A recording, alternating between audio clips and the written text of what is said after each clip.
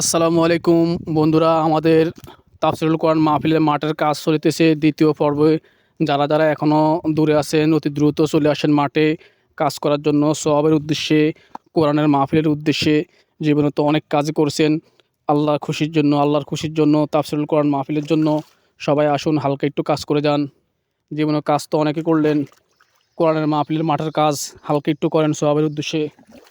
ইনশাল্লাহ যারা যারা এখনও আসেননি অতি দ্রুত চলে আসুন মাঠে, মাহফিলের মাঠের কাজ চলিতেছে। ধন্যবাদ সবাইকে।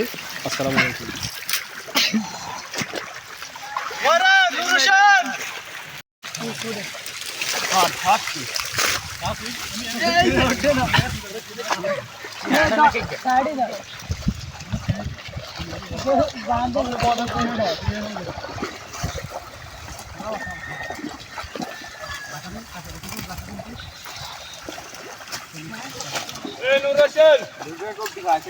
কিরে আইতো না ঘর দুধ শাসন নতুন তারেক ঘর দুধ শাসন হলে